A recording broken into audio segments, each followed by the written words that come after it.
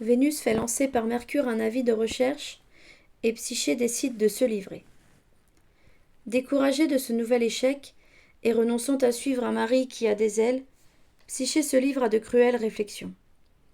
Où chercher du secours quand des déesses même ne me témoignent qu'une bonne volonté stérile?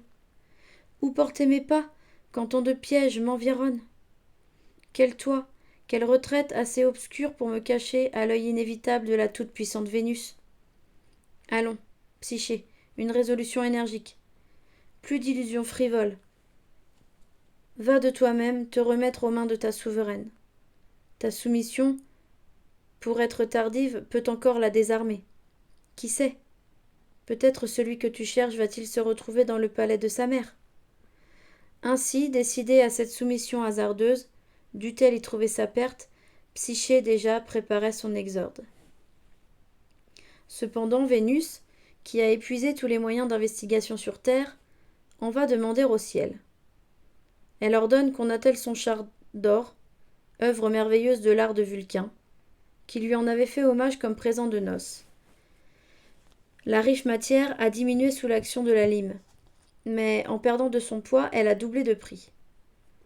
De l'escadron ailé qui coule près de la chambre de la déesse se détachent 4 blanches colombes.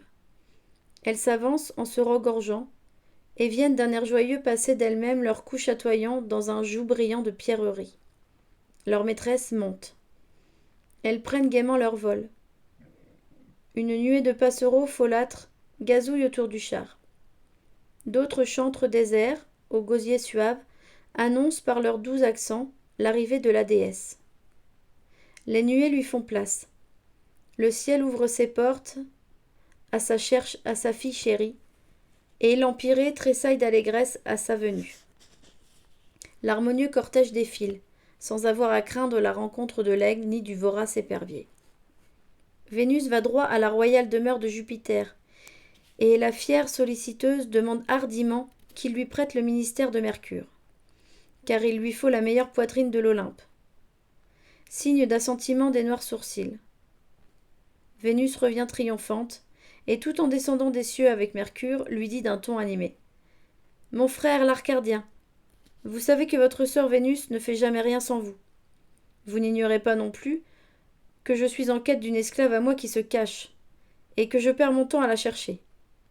Je n'ai plus qu'une ressource, c'est de faire proclamer que je promets récompense à qui la trouvera. Je compte sur vous pour me rendre sans tarder ce bon office. Surtout que mon signalement soit clair et précis.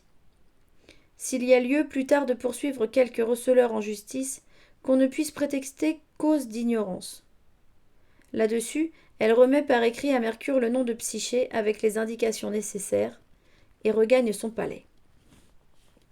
Mercure, empressé de s'acquitter de la commission, se met à parcourir la terre, proclamant par tout ce qui suit.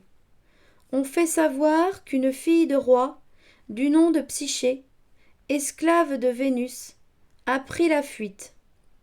Quiconque pourra la livrer, ou indiquer sa retraite, recevra pour sa peine 7 baisers de la bouche même de Vénus, plus 1/8, emmiellé de ce que ses lèvres ont de plus doux.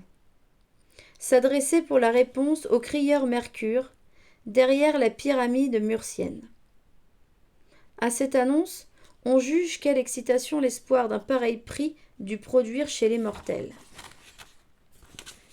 Cette circonstance acheva de détruire toute irrésolution dans l'esprit de Psyché.